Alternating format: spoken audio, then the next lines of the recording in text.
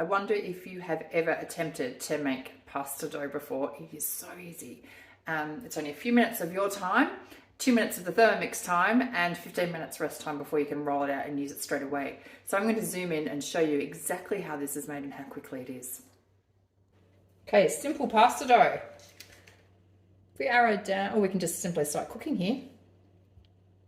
We're adding 200 grams of plain flour.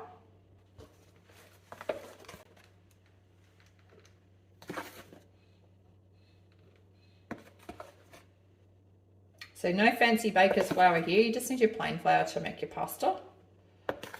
Should have pre-weighed it for you, shouldn't I? Made it a bit quicker. Oh, so close. Okay, next. Two eggs, ranging between 53 and 63 grams. So there's my eggs ready to go.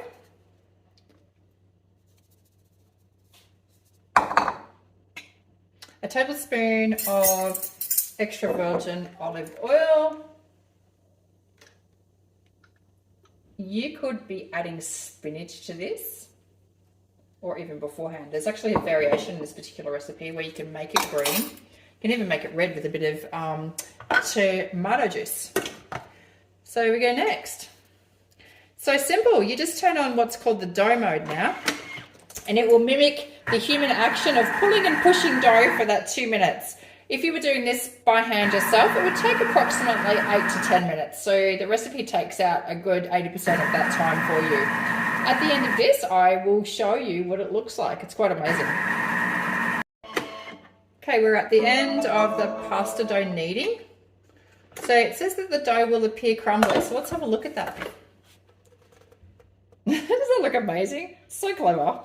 Shows you a picture on screen as well, what it should look like, and then tells you to pat the dough into a ball and wrap in cling film. And so if you haven't seen that before, they often show little videos for you to assist you. If you know what you're doing, you can actually bypass that.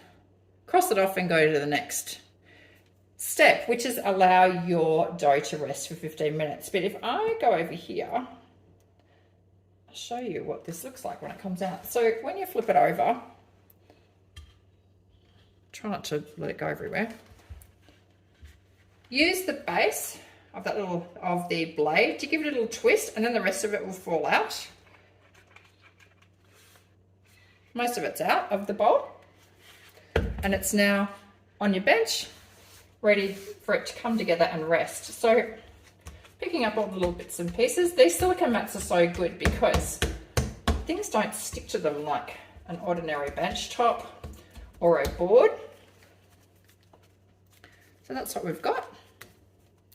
And now we just wrap that up and rest it. So I just rest it like that on my bench. It does say for 15 minutes. It can afford to sit there a bit longer if you're making lasagna or you're making a pasta sauce. That's fine. Now I'll show you how we roll it out. I got a bit excited and rolled most of it out before I realized the camera wasn't on. But I used one of these great French rolling pins to roll it out. And you can see here, you can use a pasta maker to roll it out really thin as well. But I've made that about, I don't know, maybe 3 or 4 mils thick. I quite like my pasta or lasagna sheets quite thick. I wouldn't ever use a knife on something when I'm using the mats. I always, if I'm going to cut, either use a pair of kitchen shears, because this is really good to cut your thickness, so if you're putting it straight into a lasagna pan, or you could use the back of your spatula. Sorry, I don't know why I said back, the front of the spatula. So you could use that to cut it, or if you want to, grab one of these in the mix shops. They're a couple of dollars. They're great. They're little pastry cutters. So that can also cut safely onto your silicone mat. Give pasta a go. It's so simple.